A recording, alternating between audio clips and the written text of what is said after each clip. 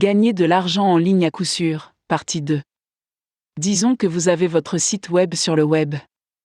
Vous êtes en tête des moteurs de recherche. Vous avez une superbe copie de site web.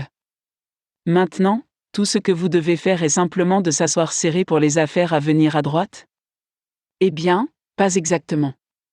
Au cours des 5 dernières années de travail avec un large éventail d'organisations, l'erreur la plus courante commise par les organisations est de penser que leur site fera tout le travail pour elles.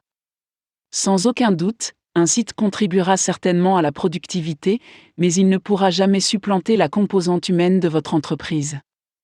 Les clients potentiels sont toujours à la recherche d'une sorte de lien qui les fasse entrer dans votre organisation, quelque chose qui les fasse se sentir critiques et comme un individu, ils se recherchent des personnes authentiques avec des informations authentiques. De plus, la raison pour laquelle les gens décident d'acheter chez vous est le résultat de vous.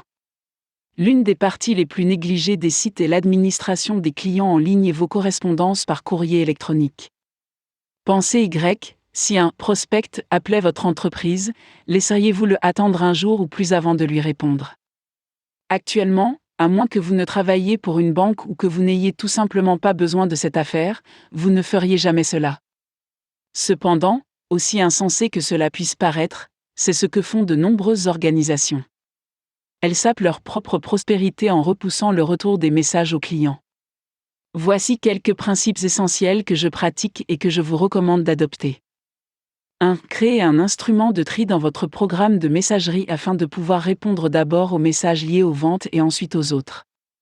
2. Répondez aux messages relatifs aux affaires dans la demi-journée si possible, même un simple retour de mail « Je vais tenter le coup » suffira dans la plupart des cas. 3. Répondez aux messages inutiles dans un délai de 1 à 2 jours.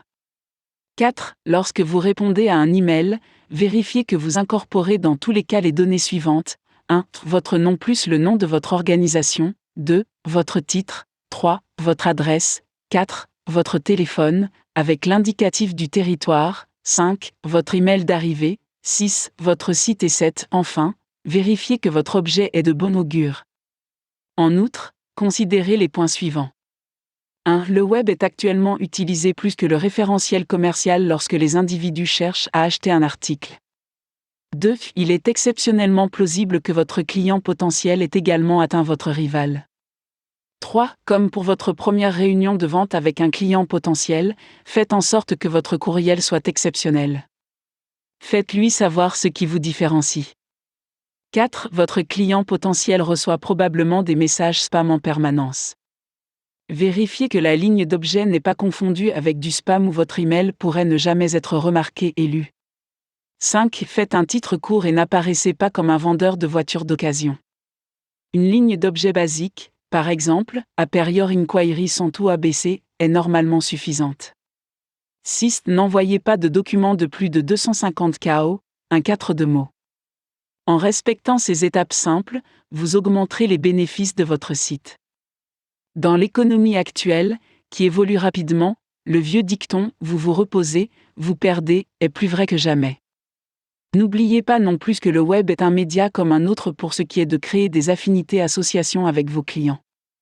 Amusez-vous bien, sortez du lot et vous serez étonné des résultats.